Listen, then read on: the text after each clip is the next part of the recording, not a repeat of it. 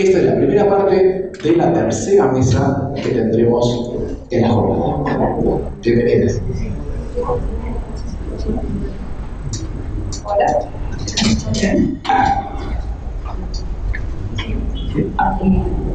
Bueno, buenas tardes. Yo soy Luisina Cajeli. Quería decir primero que no soy doctora en antropología todavía. Soy estudiante sí, de doctorado, pero para que no se diga que dije que un título que tengo. Bueno, buenas tardes a todas, a todos, a todes. Agradezco mucho la invitación a participar de esta jornada. Felicito la organización. Bueno, y saludo también a los demás expositores que ya hubo en la mañana, los estuve escuchando a través de YouTube, y a los compañeros con los que comparto la mesa en esta instancia.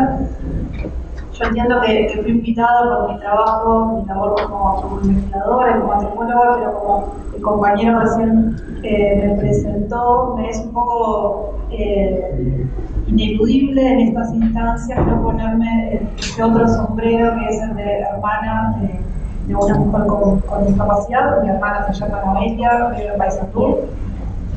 Y bueno, mi trabajo como investigadora está muy matizado por esta situación familiar, por historia como hermana junto con ella. Por supuesto, y también me importa ponerlo en claro, yo no hablo por mi hermana, considero que ella tiene su propia voz, se manifiesta en sus propios términos, aun cuando pueda no ser comprensible para el común de las personas, pero eso no es un problema de ella, claramente. Bueno, y esta es una mesa que tiene como cometido que planteemos algunas reflexiones acerca de la tríada discapacidad, género y generaciones. Entonces, yo voy a ordenar mi presentación en dos momentos. En un primer momento voy a colocar algunas cuestiones que para mí son apremiantes dentro de este campo temático de discapacidad de género y generaciones en el contexto uruguayo. Y en un segundo momento de la presentación voy a referir a algunas herramientas o enfoques que considero que podrían nutrir las intervenciones del Estado, de las políticas públicas, muy especialmente de las políticas sociales. Así que, bueno, voy a comenzar entonces por el primer momento que les mencionaba y voy a mencionar 5 puntos relativos a discapacidad de género y generaciones. Uno de los problemas que entiendo que es collante en nuestra sociedad actualmente, y ustedes dirán, bueno, qué obvio lo que está diciendo, es el de la violencia basada en género en sus múltiples dimensiones y a lo largo de los diferentes momentos del ciclo vital. Creo que está instalado el tema, pero la medida en que es una emergencia la que estamos viviendo en cuanto a la violencia de género en Uruguay, me parece que nunca alcanza. Siempre tenemos que seguir insistiendo a la medida que esta situación no muestra algunos cambios favorables para las mujeres. En Uruguay se realizaron en la última década 2 encuestas nacionales sobre prevalencia de violencia basada en género y generaciones. Una fue en el año 2013 y la otra fue en el año 2019.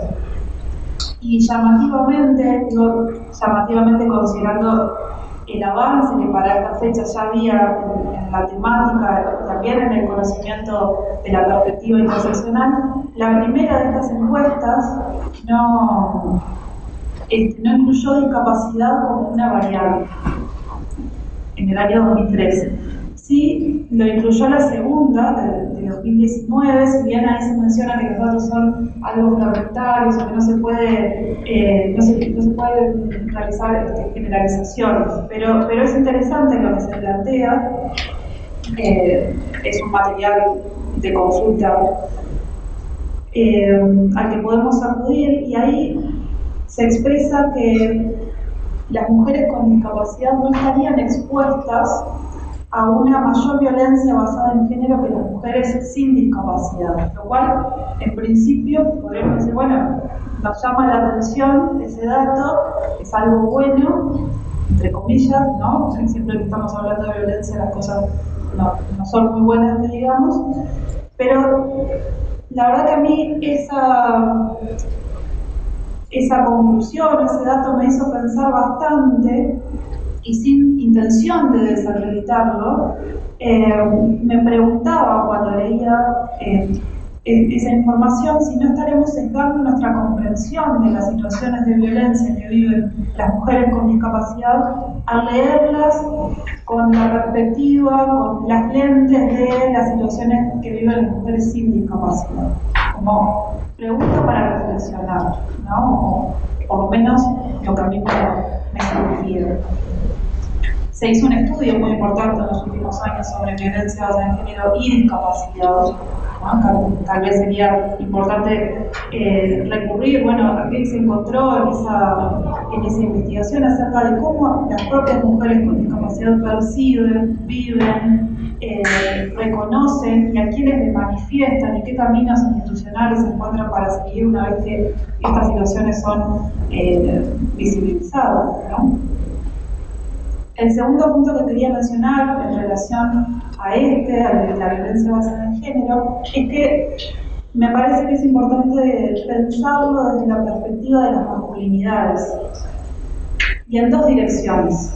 O sea, pensar la violencia basada en género desde la perspectiva de las masculinidades y pensar las masculinidades en general también. Y decía en dos direcciones. Por una parte, atender de qué manera los varones que son padres, que son hermanos, que son hijos o vecinos, colegas, amigos de mujeres con discapacidad, conocer cómo se vinculan con ellas, cómo sienten, cómo son sus relaciones de afecto, de parentesco, de vecindad, cómo se construyen esas relaciones desde la perspectiva de los varones, ¿no? De sus masculinidades. Y también, por otra parte, conocer cómo los varones con discapacidad viven su masculinidad, viven su identidad en tanto varones, ¿no? Y bueno, en nuestra sociedad. En Uruguay los estudios sobre masculinidades son incipientes, hay algunos aportes que se vienen realizando desde la academia y también desde el activismo. Pero creo que la relación masculinidades y discapacidad en sus múltiples derivaciones no ha sido explorada lo suficiente todavía. Y ahí podemos profundizar, podemos abundar.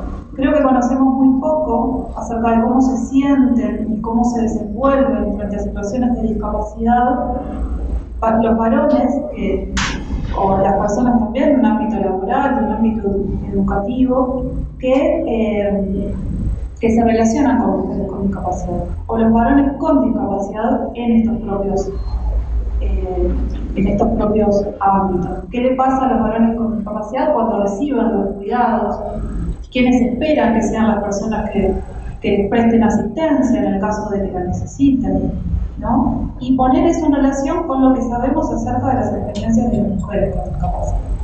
Pero ahí en el terreno de las masculinidades creo que nos está faltando comprensión e información.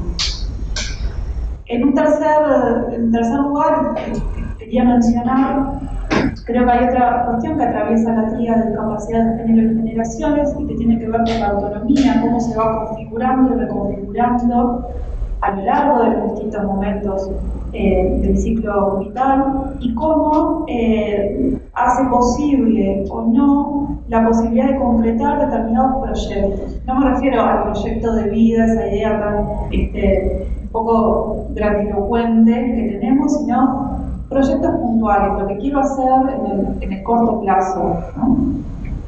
Y en esto de los múltiples proyectos, en particular me quería referir a los proyectos de maternidad y paternidad de las personas con discapacidad, que creo que siguen siendo fuertemente estigmatizadas en nuestra sociedad. Ustedes recordarán, tendrán presente el dilema que se generó sobre fines del año pasado a propósito de este tema. Yo no quería dejar de mencionarlo, lo tengo presente.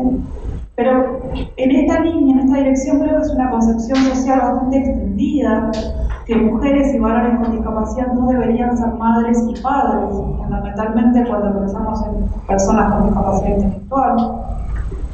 Y yo creo que esta forma de ver las cosas permea un poco las prácticas institucionales, está presente en nuestra sociedad también, en las prácticas y enfoques institucionales, de formas más sutiles, más evidentes, pero está presente, y creo que es contraria a la perspectiva de derechos. Creo que ahí también tenemos algún camino para transitar, para desandar estas visiones y prácticas que atentan contra los proyectos que las personas quieren para sus propias vidas.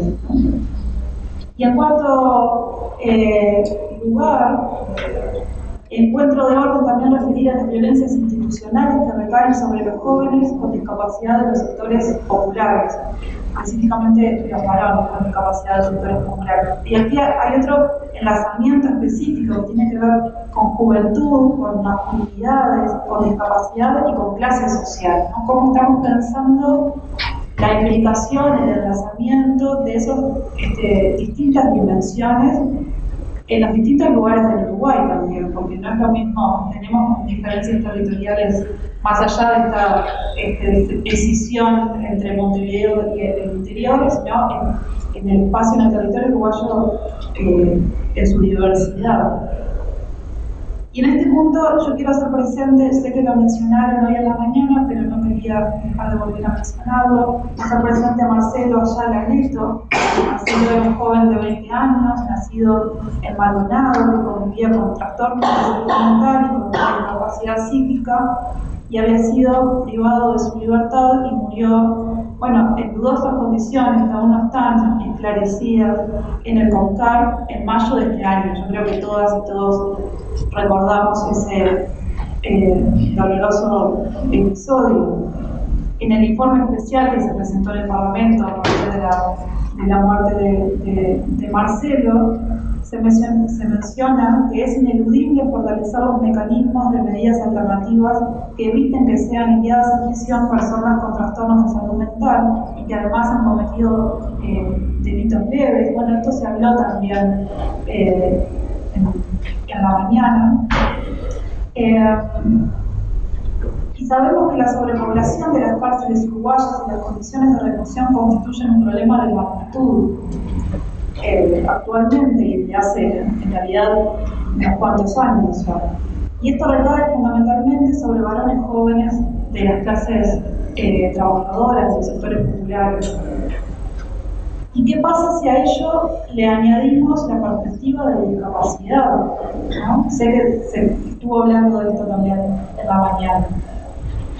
El castigo es una constante en la vida de las personas con discapacidad, porque socialmente la diferencia, la alteridad nos resulta intolerable. Entonces castigamos a quienes no nos gusta como son, a quienes no se parecen al común, a lo convencional, a lo, entre comillas, normal. Entonces al estigma de ser pobre se le suma el de ser discapacitado, entre comillas, y las distintas formas en que este estigma se va manifestando literalmente implican la imposibilidad de vivir de algunas personas, como sucedió en el caso de Marcelo, que murió en el CONCAR. Entonces yo creo que además del dilema de las cárceles, que son lugares de castigo, de tortura también muchas veces, creo que nos debemos un debate hondo acerca de por qué socialmente toleramos determinadas formas de castigo, también fuera de las cárceles, de cómo discapacidad y castigo y esta dimensión de las masculinidades de los varones jóvenes de sectores populares también está implicado. Como último punto, bueno, Sabemos que Uruguay tiene una de las poblaciones más envejecidas de América Latina, eso no es para nada una novedad, y esto conduce a que la relación demográfica de dependencia vaya en aumento, ¿no? Cada vez más va a haber población con mayor dependencia, vamos a precisar todas nosotros y nosotros más cuidados, cuidarnos mutuamente, que las generaciones que vienen después de nosotros cuiden de nosotros, tengan una perspectiva de cuidados, de autonomía, de derechos. Pero los datos a propósito de las conexiones entre vejez y discapacidad son prácticamente inexistentes en Uruguay. Y eso es llamativo si consideramos que el envejecimiento es una cuestión que está tan presente ya en nuestra sociedad y que va a ir en aumento. Eso ya sabemos que va a ser así. Y pensando en esta intersección entre vejez y discapacidad, me surgían algunas preguntas. Por ejemplo, ¿qué sucede con las personas en situación de discapacidad envejecidas? ¿Dónde están? ¿Por qué no las vemos en el espacio público, en los espacios culturales, en los centros de sociabilidad, como puede ser un centro cultural, deportivo? No están, pero en algún lado están, ¿no? ¿Dónde viven y en qué condiciones están viviendo? ¿En qué condiciones materiales de vida se encuentran? ¿Bajo qué arreglos familiares están viviendo estas personas? ¿Y qué ocurre también cuando las familias, también envejecidas, ya no pueden sostener esos arreglos, esos acuerdos familiares? ¿No? Porque todos el tiempo pasa para todas y para todos. Creo que ahí las experiencias de usuarios y usuarios del sistema de cuidados pueden brindar una información que nos permita enriquecer las reflexiones a propósito de este tema.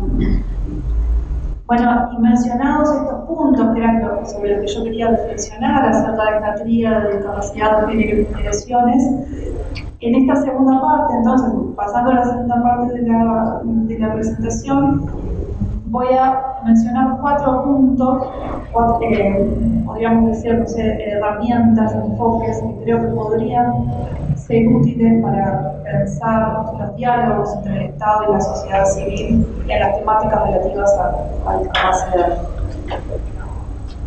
En primer lugar, continuar desmarcándonos del paradigma biomédico.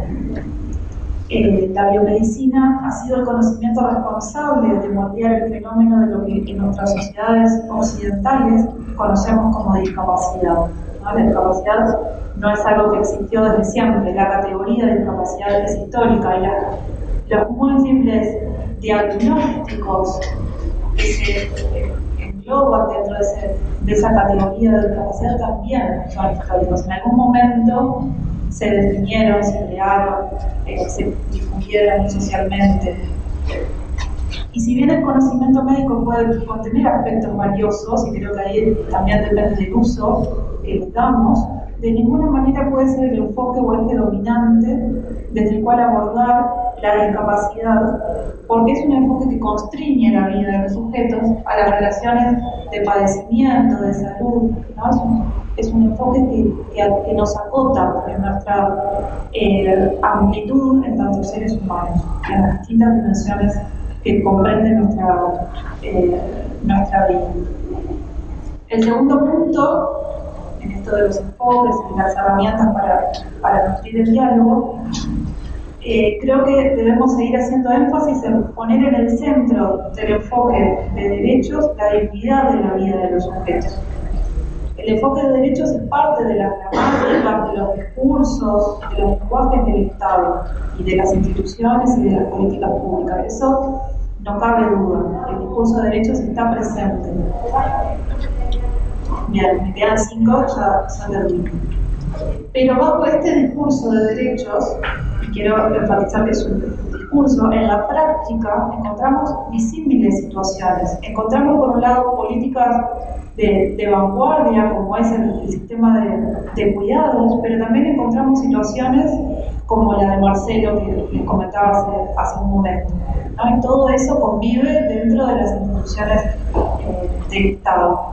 Entonces, yo creo que además de aspirar discursivamente a un enfoque de derechos, necesitamos llevar a la práctica prácticas, valga la redundancia, más radicales en cuanto a las formas en cómo garantizamos los derechos de las personas.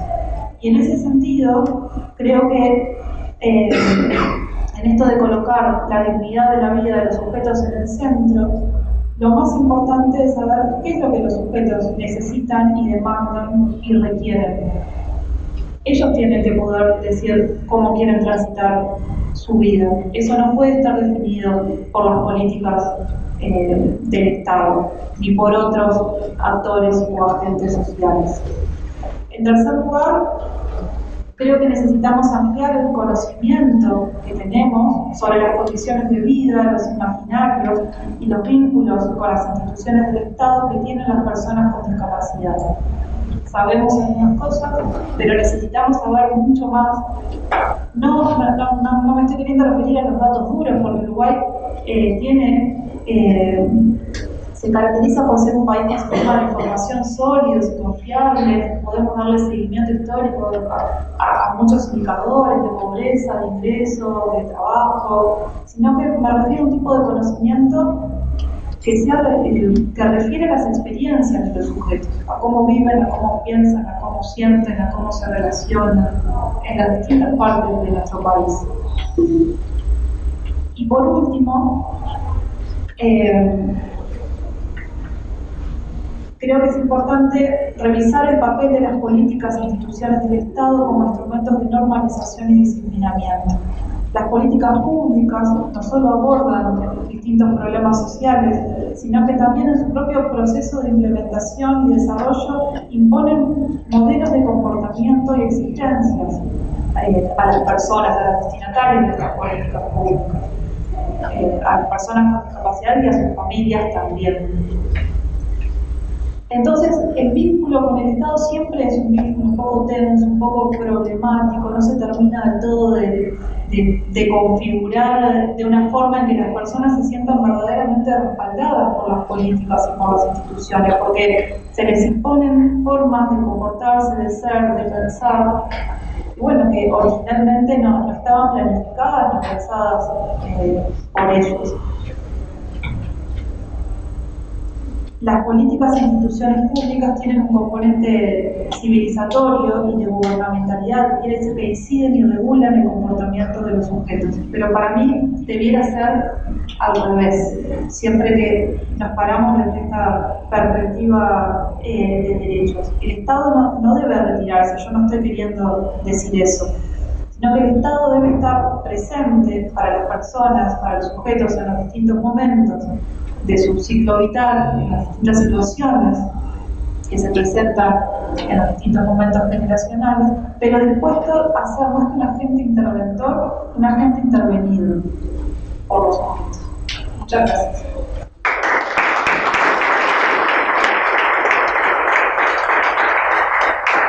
Muchísimas gracias, Luisina. Le damos lugar a Paula Tenaza, a ver si tenemos el contacto virtual. Antesana, perdón.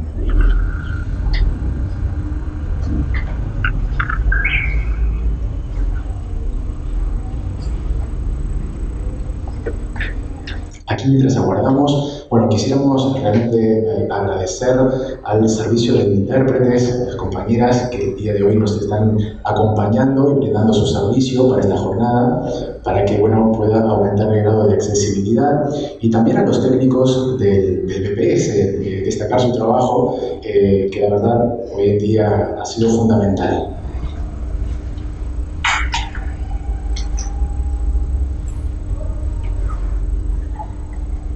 Buenas tardes, Paula.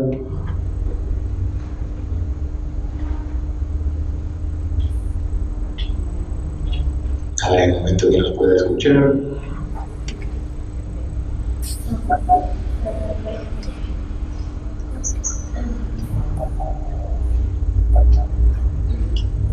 Quizá a través de la comunicación por el chat.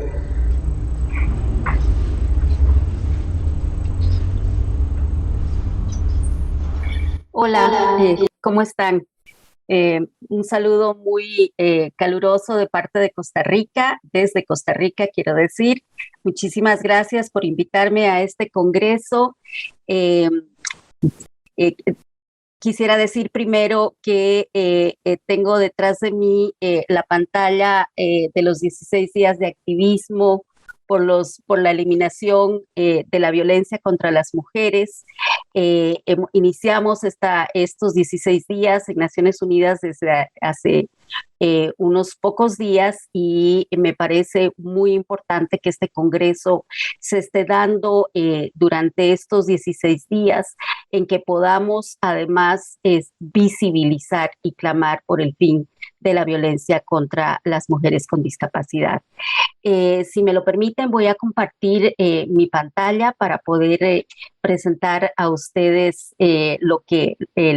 las ideas que quería compartir con ustedes. Esto es un poco extraño porque yo no les veo. Escuché un poquito de la participación de la señora Castelli, pero en realidad muy poco. Entonces es como más de una vía que de doble vía, pero cualquier cosa, por favor, a las personas que están a cargo del sistema me avisan si me paso del tiempo o si hay algo que deba saber o si debo ir más lento o algo así. Entonces voy a compartir mi pantalla. Si me dan un momentito, por favor, que estoy buscando mi presentación.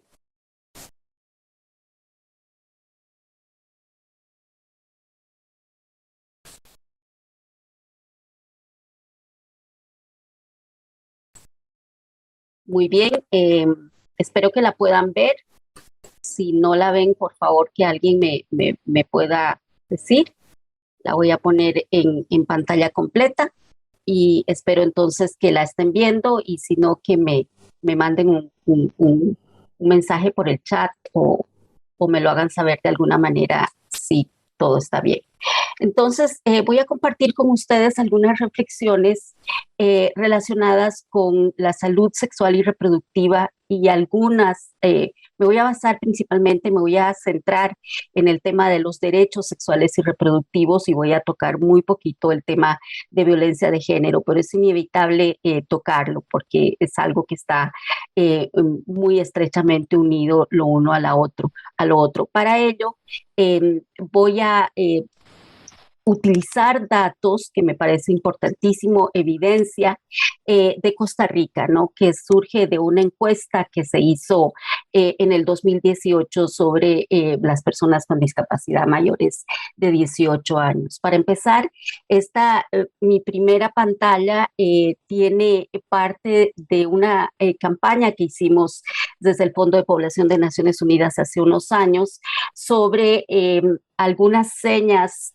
de la lengua costarricense para personas sordas, algunas señas importantes que tengan que ver con derechos sexuales y reproductivos. Y en esta primera pantalla tenemos a una chica joven que está haciendo la seña de sexualidad en lesco. Mi presentación un momentito, ok. Mi presentación tendrá tres grandes temas. Primero voy a tocar muy brevemente algunos datos demográficos generales sobre las mujeres con discapacidad en Costa Rica. Me parece que es muy importante situar en contexto de quiénes estamos hablando, ¿no? Y de repente estos datos pueden ser tendencias que reflejen de alguna manera la situación en la región. De repente hay también algunos datos parecidos a Uruguay. Creo que Uruguay y Costa Rica somos dos países que tenemos una serie de similitudes. De segundo, voy a tocar el tema de la autonomía como un derecho nuclear y luego explicaré por qué le llamo así. Y de tercero, hablaré sobre las brechas.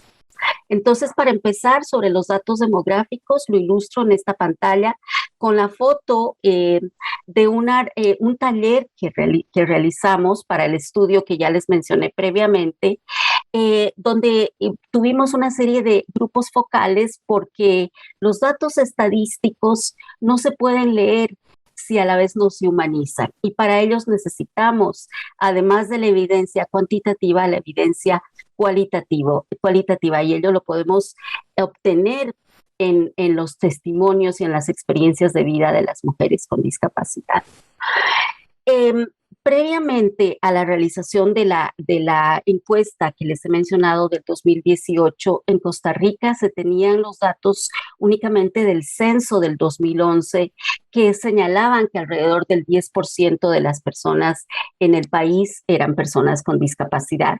La encuesta del 2018 nos cambió totalmente este panorama y nos reflejó que alrededor del 18.24% de las personas en el país son personas con discapacidad. Esto hace que sea una de las minorías o la minoría más grande en el país.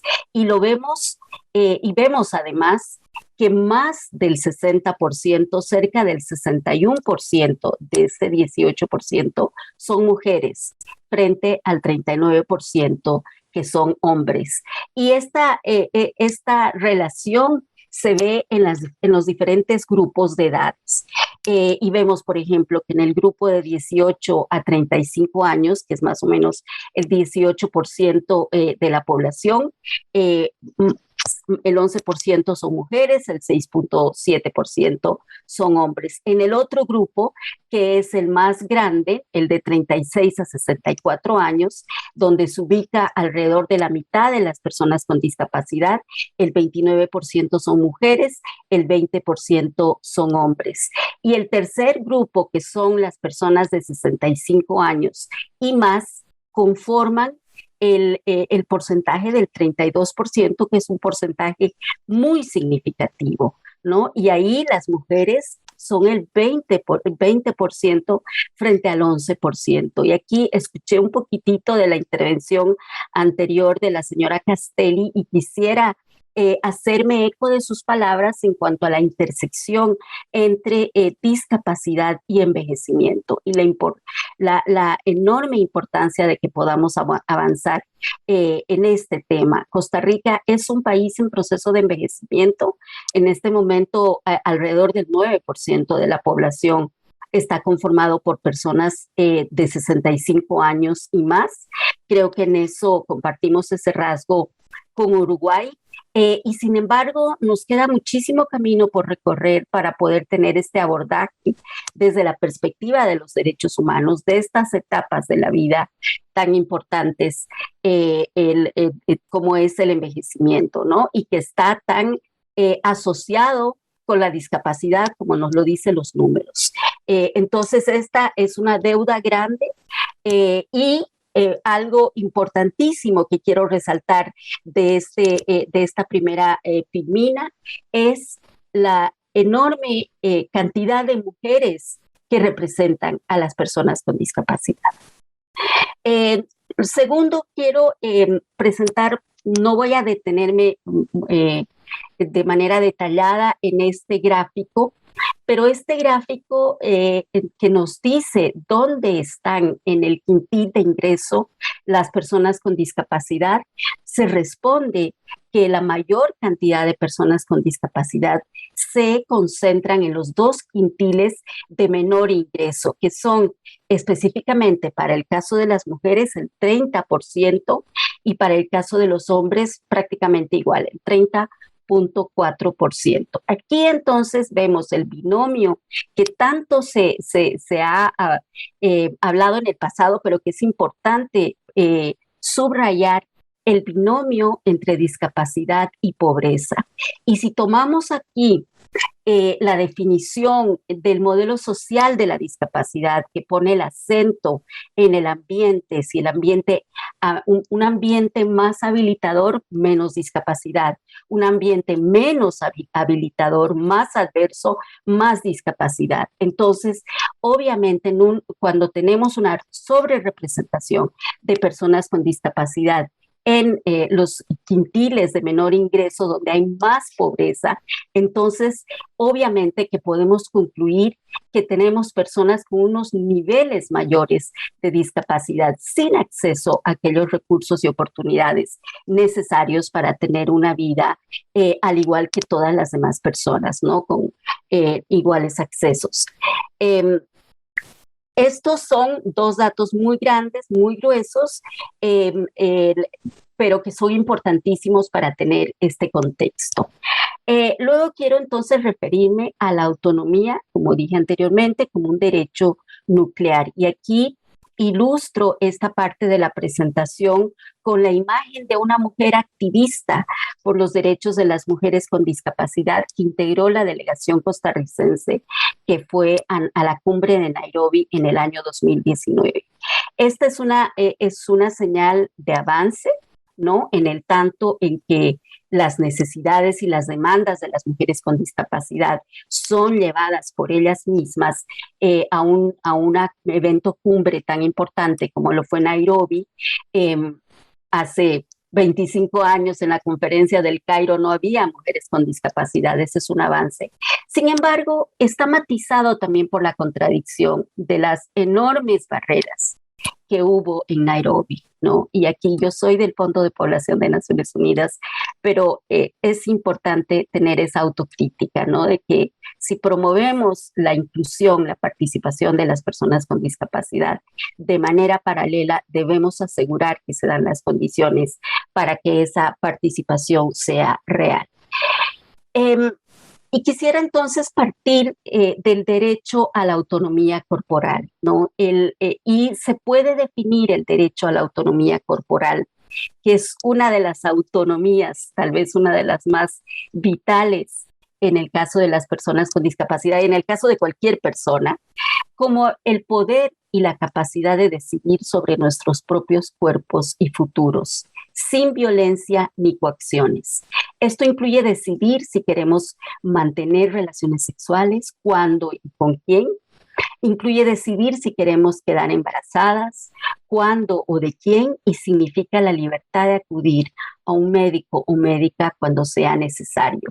Y ilustro esta filmina con la seña en lesco, en la lengua de señas costarricense, con la seña que significa placer. Esta imagen para mí es una imagen que refleja con esta seña el empoderamiento, que es un requisito sine qua non de la autonomía corporal. La autonomía, decía antes, que es un derecho nuclear, porque a partir de que se cuenta con autonomía, se podrá tener acceso a otros derechos, ¿no? Como justamente decía, el empoderamiento, que nos permitirá participar, que nos permitirá tener acceso a los diferentes servicios, que nos permitirá tener dignidad, autoestima. Todos estos son requisitos indispensables para poder gozar de los diferentes derechos. Y la autonomía es, en la Convención sobre los Derechos de las Personas con Discapacidad, un elemento fundamental que se encuentra en el preámbulo como un reconocimiento de la importancia de garantizar la autonomía como un clamor de las personas con discapacidad, quienes fueron artífices de la Convención sobre los Derechos de las Personas con Discapacidad. Recordemos el moto de nada sobre nosotros sin nosotros. Yo no lo dije al inicio, no sé si se dijo en la presentación, yo soy una mujer con discapacidad, ello es parte de mi identidad y todos estos temas en realidad me pasan por el cuerpo, no los puedo simplemente teorizar. Así que decía entonces que están tanto en el preámbulo, es además un principio que informa toda la convención, que está ligado a la dignidad, a la independencia.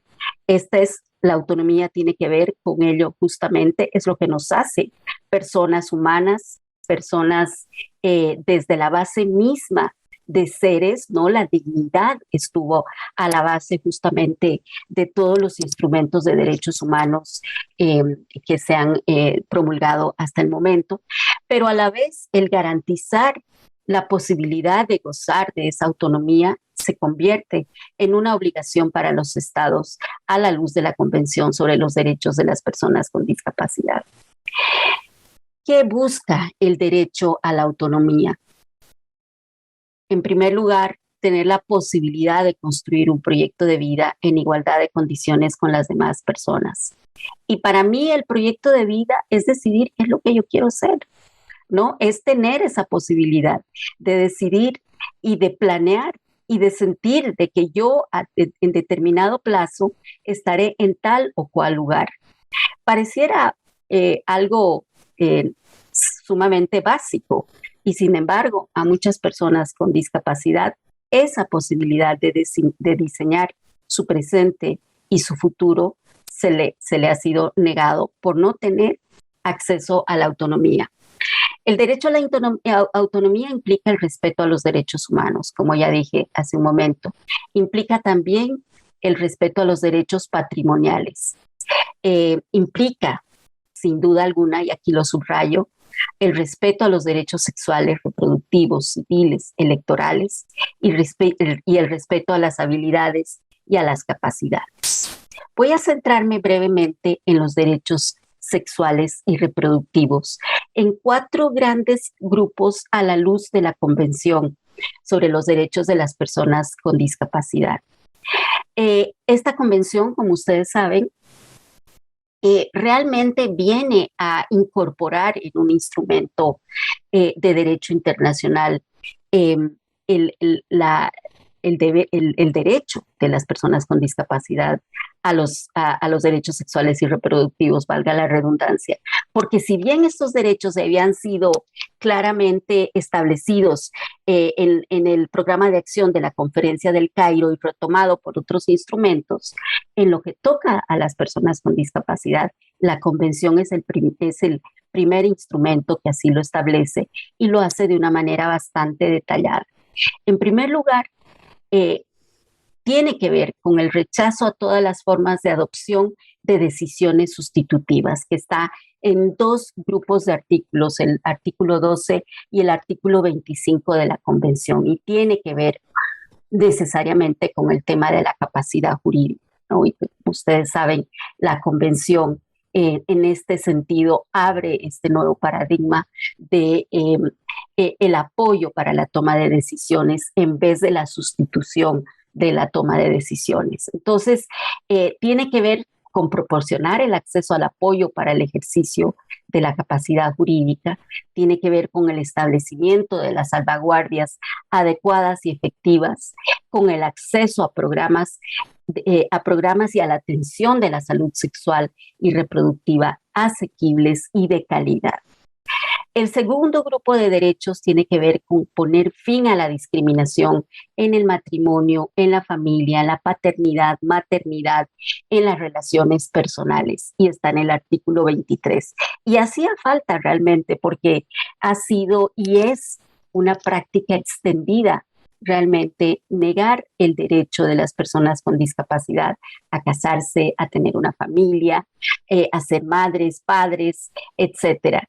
Y eso hace la Convención, establece de manera clara y sin duda alguna el derecho de las personas con discapacidad a casarse, a fundar una familia, a decidir el número de hijos e hijas que quieren tener, a contar con información adecuada para poder tomar estas decisiones y, muy importante, a tener acceso a la educación integral para la sexualidad y para su salud sexual y reproductiva. Las personas con discapacidad tienen el derecho a mantener su fertilidad y esto es algo que hay que subrayar siempre porque se mantiene la tendencia a negar el derecho a la fertilidad de las personas con discapacidad y sigue siendo una situación el tema de las esterilizaciones forzadas o involuntarias, principalmente hacia las mujeres con discapacidad cognitiva o psicosocial. El tercer grupo tiene que ver con los derechos y las obligaciones en cuanto a la custodia, tutela, guarda y adopción.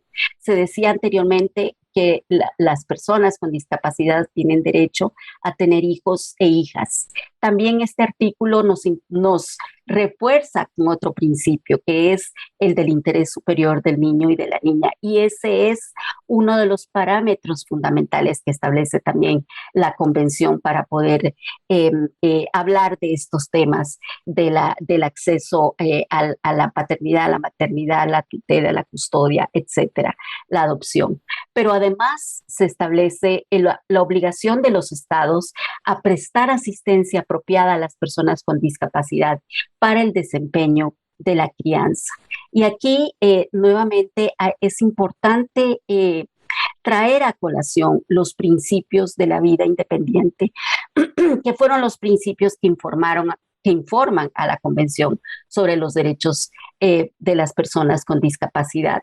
Y cómo, retomando el tema también del envejecimiento, vamos a articular, vincular los principios de la vida independiente con los sistemas de cuidados que ahora Costa Rica hace muy poco aprobó su política de sistema de cuidados, una política que es sumamente pionera, si puedo decir, porque todo el tema de cuidados ha sido siempre pensada como un tema absolutamente privado, ¿no? En que el Estado no tenía una parte. Y aquí con esta política el Estado establece que tiene una responsabilidad.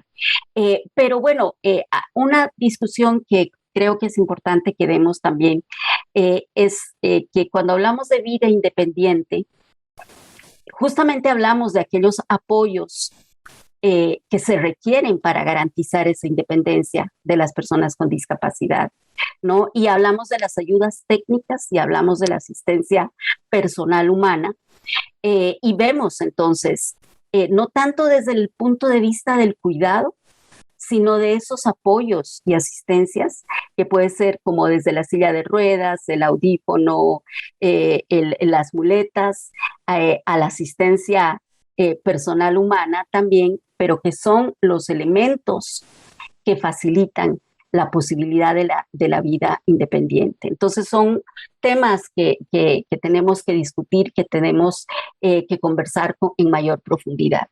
Y el último grupo de derechos tiene que ver con poner fin a todas las formas de explotación, violencia, abuso, incluidos los aspectos relacionados con el género, y que se traduce en impedir cualquier forma de explotación, violencia, abuso, y de garantizar las formas adecuadas de asistencia y apoyo que tengan en cuenta el género, la edad y la discapacidad, de acceso a la justicia, de acceso a los sistemas de prevención y de atención de la violencia de género.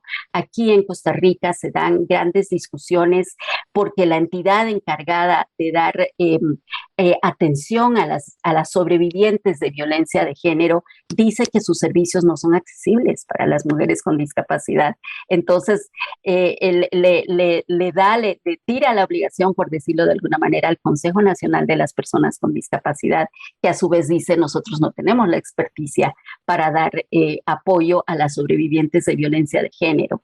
Entonces, aquí tenemos necesariamente que garantizar que los sistemas de prevención y atención de la violencia de género incluyan plenamente a las personas con discapacidad y además puedan tener claridad sobre esta intersección entre violencia de género y de violencia por discapacidad.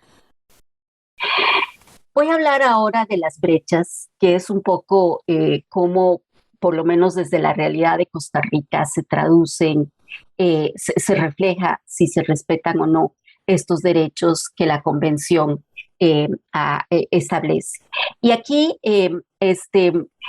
quisiera describir rápidamente esta fotografía, esta imagen que ilustra esta presentación, y es nuevamente con la seña en lesco de denunciar, de la palabra denunciar, ¿no? Y que es justamente una de las brechas, ¿no? La falta de denuncia y de acceso a la justicia de las personas con discapacidad, particularmente de las mujeres. Quisiera nuevamente aquí partir de uno de los datos fundamentales, una de las informaciones que nos dio la encuesta nacional de personas con discapacidad mayores de 18 años, enfatizo, y que nos dijo que cerca de la mitad de las mujeres con discapacidad, es decir, el 41.8%, para ser exacta, están sin instrucción alguna, ¿no? Y eso es un tema de enorme preocupación. Y en las otras categorías de niveles de instrucción, las mujeres también son mayoría. En primaria incompleta, en primaria completa, en secundaria incompleta, en secundaria completa y en educación superior. Pero aquí sí quiero recalcar esta brecha importantísima, ¿no? La realidad de que cerca de la mitad de las mujeres, por lo menos en Costa Rica, mujeres con discapacidad, no tienen acceso a la instrucción y por lo tanto, obviamente, tampoco han tenido acceso a la educación integral para la sexualidad. El hecho de que estén en la educación regular tampoco garantiza que hayan tenido acceso a la educación integral para la sexualidad, puesto que muchas veces no se presenta en formatos accesibles y pertinentes para las mujeres, personas con discapacidad. Y además es relacionar con este otro dato que tiene que ver con el acceso a información sobre salud sexual y reproductiva. Un minuto, Paula. Un minuto. Entonces, aquí también se repite la tendencia anterior, voy a ir un poquito más rápido. Aquí en esta otra, que no la voy a describir con detalle, es el dato que nos muestra que un porcentaje importante de mujeres con discapacidad son activas sexualmente y que desmiente el mito histórico de que las mujeres con discapacidad no tienen vida sexual. Entonces es importante ver este dato con la falta de acceso a información, ¿no? Y la enorme inseguridad que produce saber que un porcentaje importante de mujeres con discapacidad son activas sexualmente, lo cual es una maravilla, pero están con una brecha importante de acceso a información. Sobre violencia y discriminación, apenas sí voy a decir que los datos son preocupantes en cuanto a que las mujeres con discapacidad viven más situaciones de violencia que las mujeres sin discapacidad y mayor aún que los hombres con discapacidad, ¿no? Y aquí son algunos testimonios que quería retomar de los grupos focales que tuvimos, de cómo se refleja algunas de las situaciones de violencias que viven las mujeres con discapacidad. Para concluir con los retos, ¿no? Primero, falta más información, más datos cuantitativos y cualitativos, no solamente cuantitativos. Se requieren servicios de apoyos, un poco lo que ya mencionaba hace un momento, el acceso a la educación integral para la sexualidad, entre otros retos. Entonces, muchas gracias y disculpen que me haya pasado un poco del tiempo.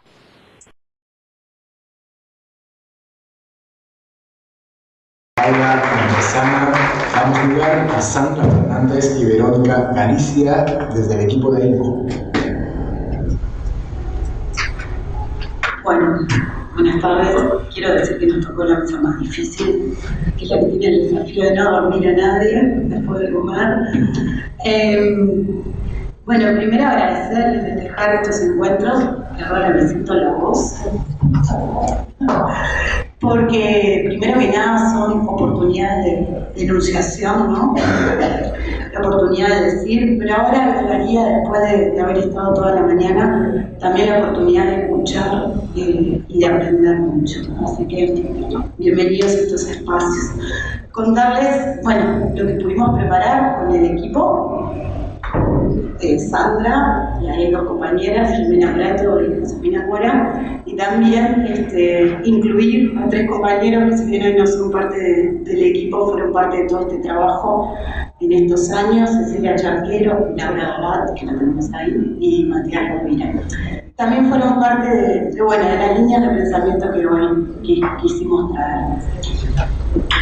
Después agradecerle a Cristina por su último concepto que lo voy a tomar, porque realmente nos pasó eso.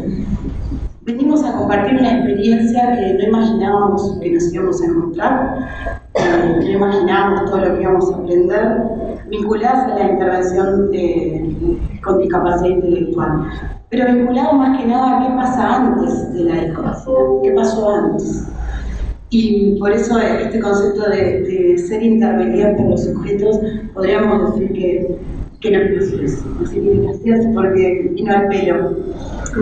Nosotros vamos a hablar del programa Jóvenes en Red, del cual ya estuvimos 8 años trabajando, del equipo de intervenciones especializadas, que ahora voy a contar un poquito más brevemente la metodología y el dispositivo.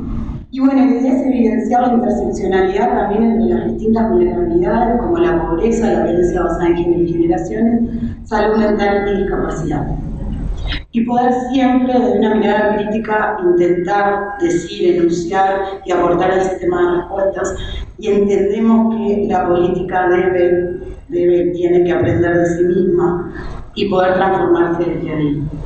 Como les contaba, el equipo de referentes temáticas, que ahora por suerte continuamos en el nuevo programa que se llama Innova Avanza, como intervenciones especializadas, pero mantenemos la misma estructura y la misma metodología.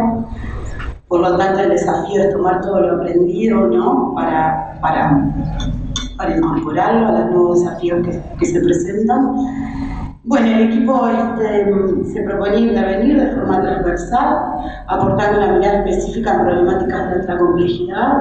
Esto significaba trabajar con los equipos territoriales a partir de la presentación de situaciones que ellos entendían graves, confusas, muy complejas, y ahí entrábamos nosotras a intervenir, planeando conjuntamente con ellos una estrategia de abordaje y de atención directa también. El equipo se componía con 4 temáticas, hoy en día vemos representación de 3 de ellas, ¿no? Salud mental, dificultad de aprendizaje, discapacidad, violencia basada en género y generaciones y problemas asociados a los usos de drogas. La metodología que fuimos diseñando a lo largo de los años tenía que ver con intervenir en 3 dimensiones, orientar a los equipos territoriales, hacer intervenciones directas, tanto individuales como grupales, y articulaciones interinstitucionales. Y bueno, un poco elegimos cómo hacíamos para presentar 3 temáticas y sus marcos teóricos. Decidimos presentarnos desde los posicionamientos, porque entendemos que siempre, en definitiva, se trata de posicionarse, ¿no?, frente a las situaciones, antes de encontrarlas y después. Y bueno, como el marco conceptual en el que se sustenta, orienta y delimita la intervención del equipo, refiere a perspectivas y enfoques de abordaje consensuados por la interinstitucionalidad e intersectorialidad, responsable de brindar respuestas a nivel nacional en el marco de los derechos humanos y la normativa nacional e internacional vigente. La intersección entre la perspectiva de género con la generacional, la diversidad sexual y la perspectiva de derechos como fundamental para el abordaje. Y la perspectiva de trabajo en red, que no solo nos permite comprender mejor las situaciones y no relativizarlas, sino que también poder construir mejores estrategias de abordaje. Continúa su compañera. Primero que nada pido disculpas, y si no entienden lo que digo, cualquier persona levante la mano y lo repito. Continuando un poco con el posicionamiento desde la temática de salud mental principalmente, en realidad desde todas las temáticas, pero entendemos las adolescencias y juventudes que son con los participantes con quienes trabajamos nosotros, construcciones conceptuales que están condicionadas por diferentes variables. Por ejemplo, las características individuales de cada uno de los jóvenes, las historias familiares, el contexto sociocultural, los momentos históricos o el momento histórico y político actual, las concepciones de género imperantes, entre otras, como influencia, digamos, ¿no?, en nuestro posicionamiento.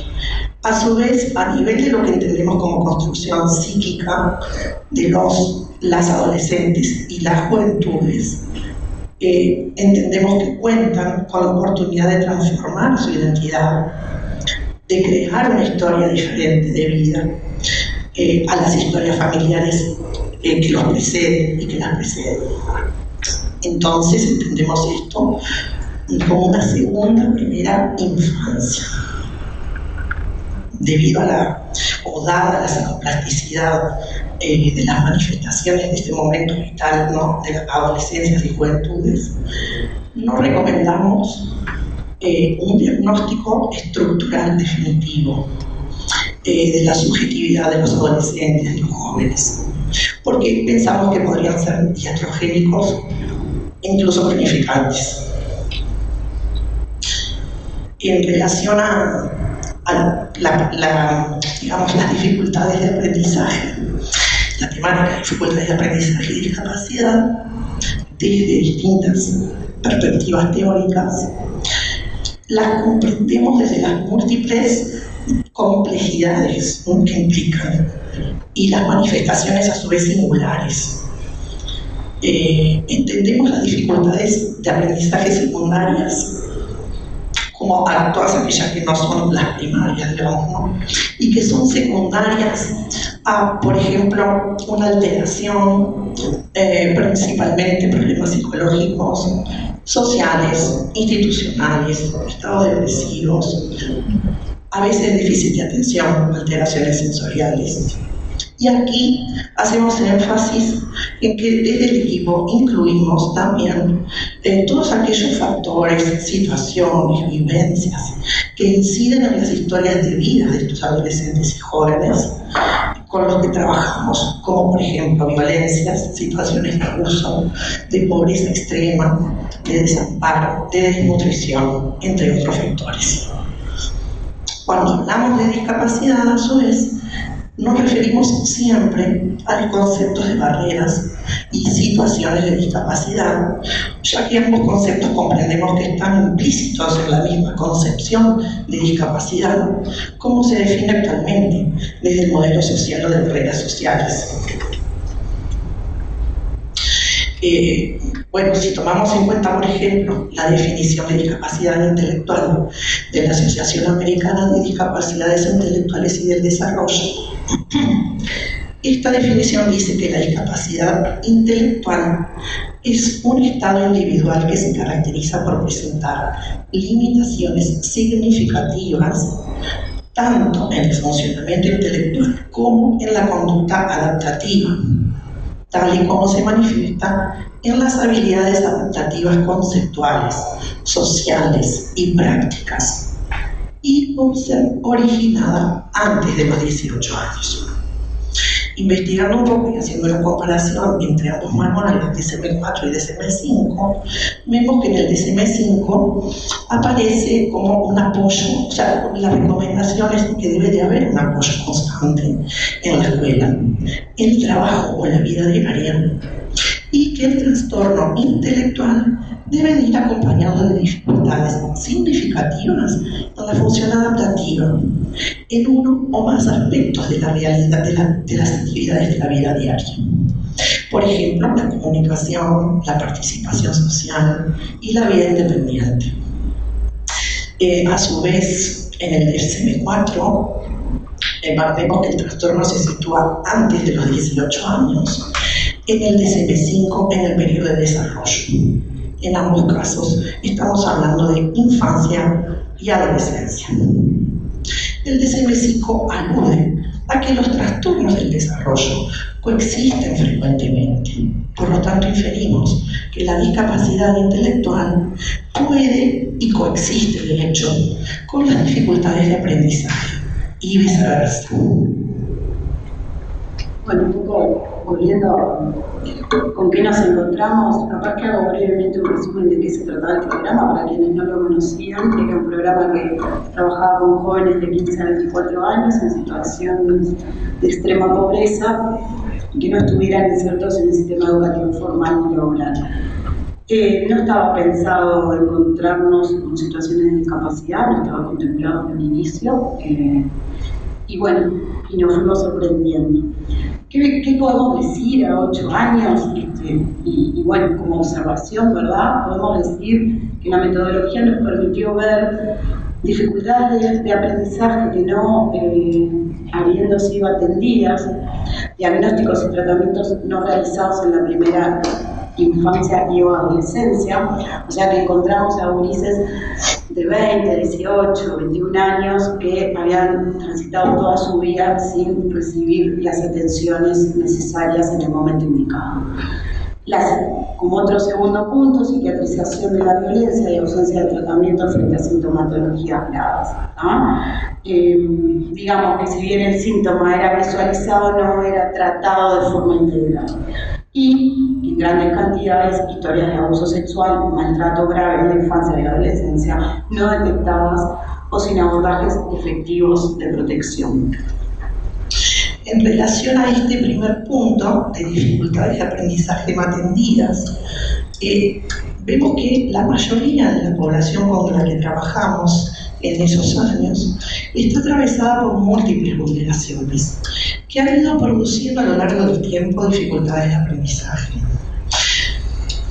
El transcurso de estos jóvenes por el sistema educativo fue desde sus procesos subjetivos de historias de daño. Muchas de las veces estos daños no estaban identificados a tiempo y a veces eran totalmente invisibilizados.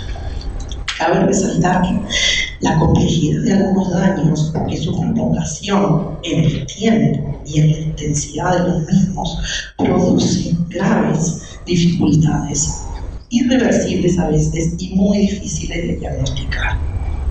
En las situaciones en que nosotros observamos en estos jóvenes escasa y a veces nula estimulación y hasta pérdida o disminución de funciones, herramientas, conocimientos, automatismos que se desarrollan normalmente en la primera infancia, que a través del estímulo y el aprendizaje van generando estadios de pensamiento más complejos acordes a la edad, estaba esto como muy trastocado, digamos.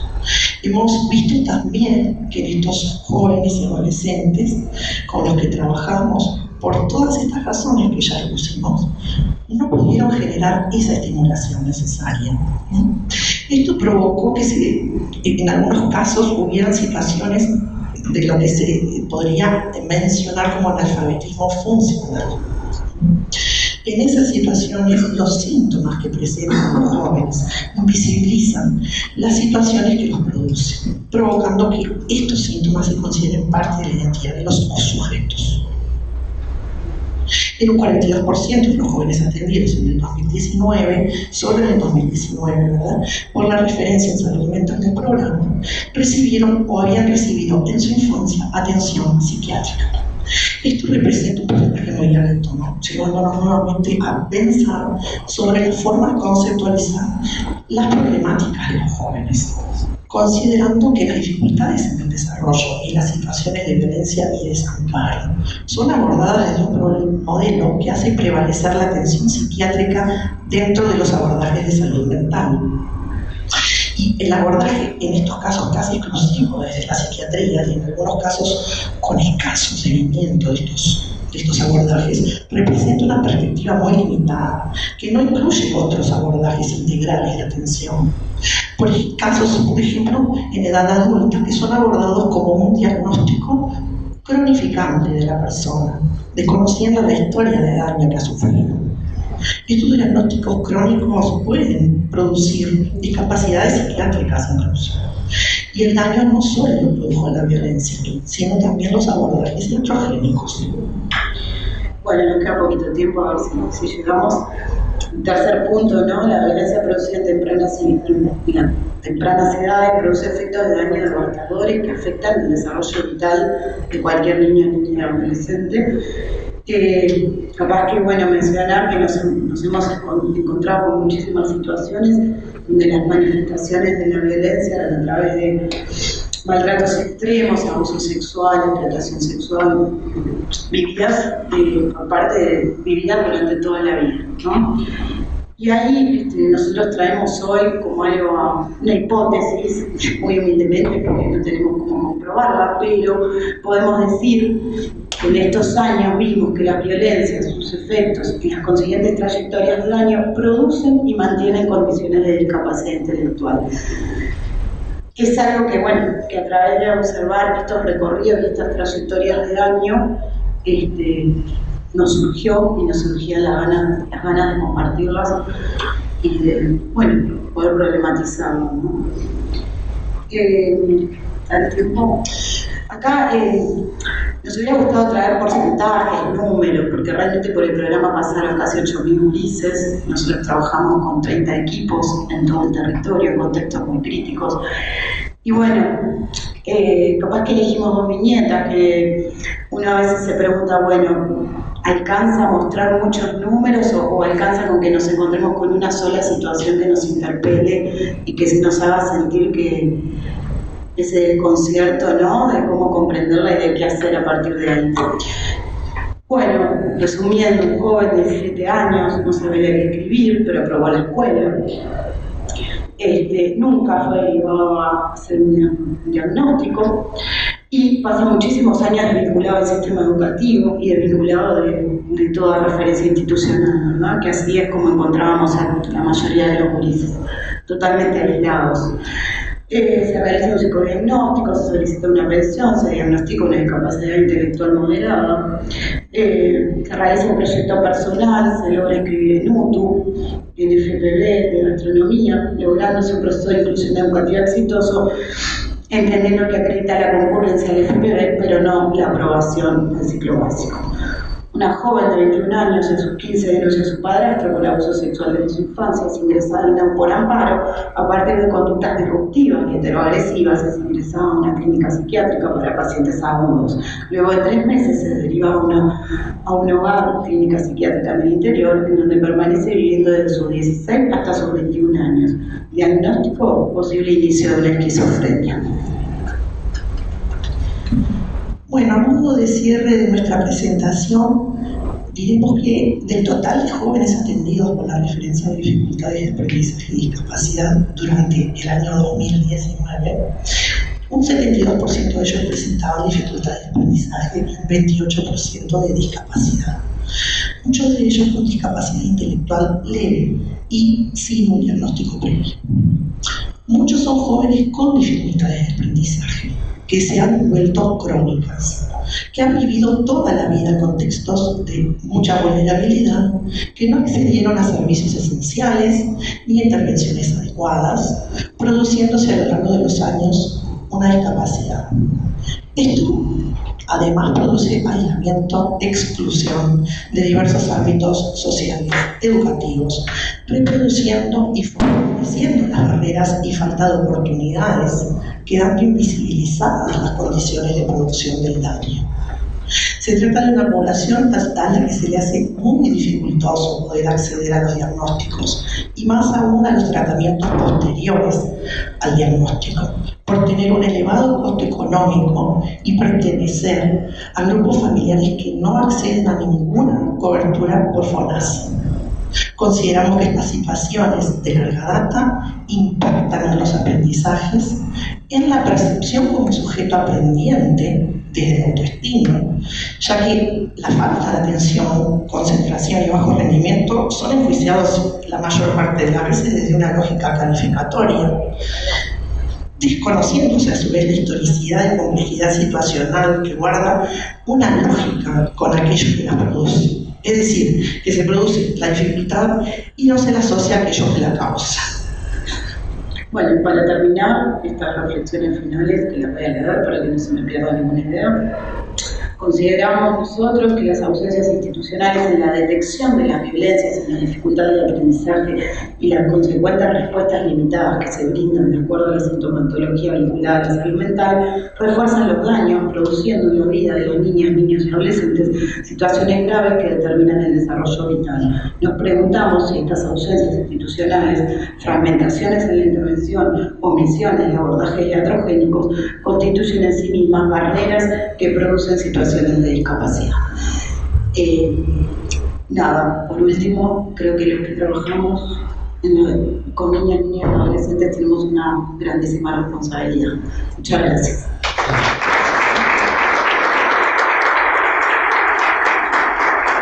Luciana Castelli, Paula Antesana, Sandra Fernández, Verónica Galicia, muchísimas gracias por sus exposiciones. Simplemente tomar algún minutito de su tiempo para saber si hay alguna intervención por parte del público, algún comentario, alguna consulta.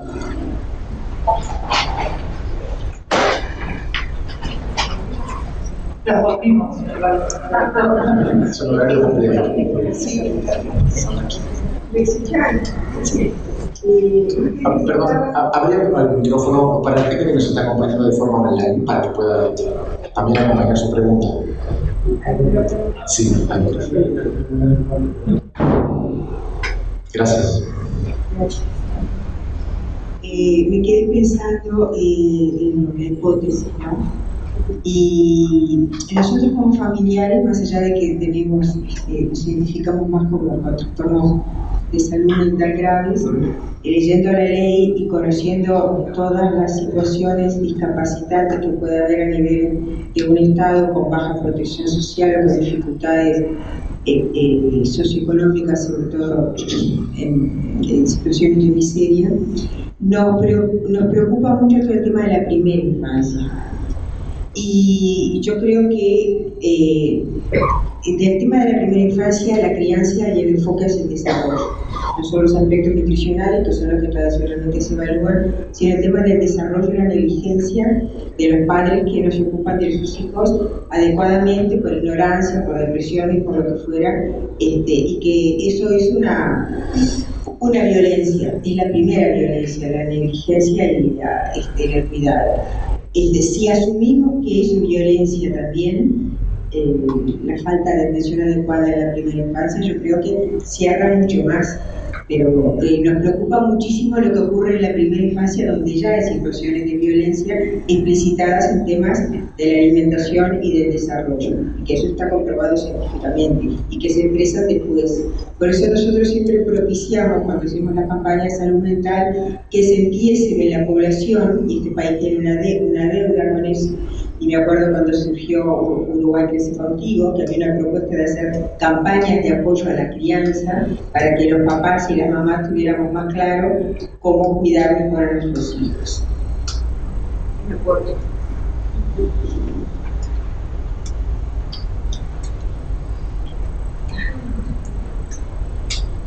¿Alguna otra consulta? Si no, pasamos directo a las respuestas. No, a mí me gustaría aportar algo de lo que la compañera dice, que si bien sin duda que es también lo que intentamos mostrar hoy, intentamos que haya más responsables de eso. O sea, no es una problemática del maltrato de la infancia, la negligencia, el abandono, es una problemática que nos compete a todos, y al Estado principalmente. Entonces, el mensaje no es a que eso depende de sus papás, sino que de un contexto histórico determinado que lo produce, ¿no? Son discapacidades prevenibles. Si el país tiene un montón de discapacidades prevenibles. Se decía fuera del micrófono que son discapacidades prevenibles. Bueno, con este aplauso entonces despedimos a las integrantes.